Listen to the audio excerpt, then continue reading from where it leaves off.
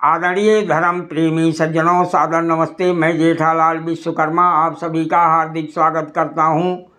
महाभारत विराट पर्व अध्याय 6। महर्षि वैशंपायन जी कहते हैं, हे राजन जन्मेजय जी, जब महारानी द्रौपदी जी विराट सभा में अपनी लाज बचाने के लिए पहुँची, महामना भीमसेन दुरात्मा कीचक को मार डालने की इच्छा से उस समय रोष आवेश में दांत से दांत पीसने लगे। तब रहस्य प्रकट हो जाने के भय से राजा युधिष्ठिर जी ने अपने अंगूठे से भीमसेन का अंगूठा दबाकर उन्हें इस प्रकार उत्तेजित होने से रोका। भीमसेन मतवाले गजराज की भांति एक वृक्ष की ओर देख रहे थे। युधिष्ठिर ने उन्हें रोकते हुए कहा, हे बल्लभ, क्या तुम ईंधन के लिए वृक्ष की ओर देख रहे हो? यदि तुम्हें रसोई के लिए सूखी लकड़ी चाहिए तो बाहर जाकर किसी वृक्ष से ले लो। जिस हरे भरे वृक्ष की शीतल छाया का आश्रय लिया जाए, उसके पहले उपकारों का स्मरण करते हुए उसके किसी एक पत्ते को भी हानि नहीं पहुंचानी चाहिए। सुंदर नितंबों वाली द्रौपदी उस राजसभा में विद्यमान राजा विराट और समस्त सभासदों की ओर देखकर दुखी हृदय से इस प्रकार बोली, हे महाराज, मैंने कोई अपराध नहीं किया है, फिर भी दुरात्मा कीचक ने आपके देखते देखते मुझे लात मारकर मेरे साथ दासों का सा व्यवहार किया है। हे मत्स्यराज, तुम्हारा ये लुटेरों का सा धर्म इस राजसभा में शोभा नहीं देता। तुम्हारे समक्ष कीचक द्वारा मुझ पर मार पड़ी, ये कदापि उचित नहीं कहा जा सकता। कीचक को धर्म का ज्ञान नहीं है, मत्स्यराज भी किसी प्रकार धर्मज्ञ नहीं है, तथा जो अधर्मी इस राजा के पास बैठते हैं वह सभासद भी धर्म के ज्ञाता नहीं हैं।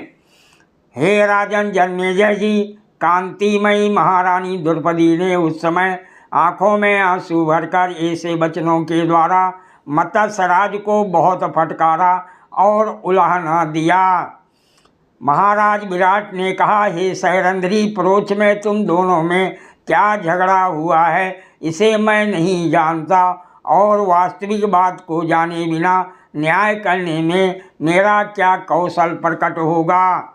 महर्षि वैशंपायन जी कहते हैं, हे राजन जन्मेजय जी, तत्पश्चात सभासदों ने सारा रहस्य जानकर महारानी द्रौपदी की बारंबार प्रशंसा की, उसे अनेक बार साधुवाद दिया और कीचक की निंदा करते हुए उसे बहुत धिक्कारा। जब सभासद द्रौपदी की प्रशंसा कर रहे थे, तब कुरुनंदन महाराज युधिष्ठिर ने अपनी प्रिया महारानी द्रौपदी से इस प्रकार कहा, हे सैरंध्री, अब तू यहाँ मत ठहर, रानी सुदेशना के महल में चली जा।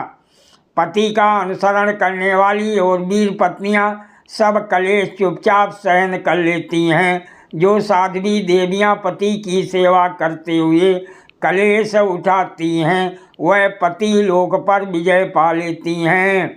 हे सैरंध्री, तुम अब जाओ, गंधर्व तुम्हारा प्रिय करेंगे।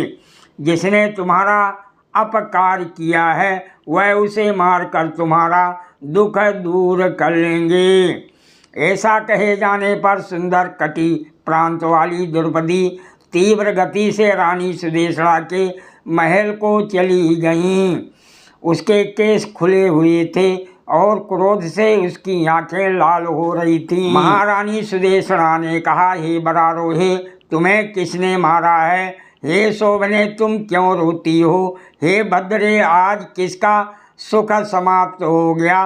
किसने तुम्हारा अपराध किया है? महारानी द्रौपदी बोली, मैं तुम्हारे लिए मदिरा लाने गई थी। वहाँ कीचक ने राजसभा में महाराज के देखते हुए मुझ पर ऐसे प्रहार किया है जैसे कोई निर्जन वन में किसी असहाय अबला पर आघात करता हो। सुदेशना ने कहा, हे घुंघराले बालों वाली सुंदरी, यदि तुम्हारी सम्मति हो तो मैं कीचक को मरवा डालूं, जो काम से उन्मत्त होकर तुम जैसी दुर्लभ देवी का अपमान कर रहा है। सैरंध्री बोली, हे महारानी, दूसरे ही लोग जिनका कि वो अपराध कर रहा है उसे मार डालेंगे। मैं तो समझती हूँ अब वो निश्चय ही हम लोग की यात्रा करेगा। सादर प्रणाम। जय श्री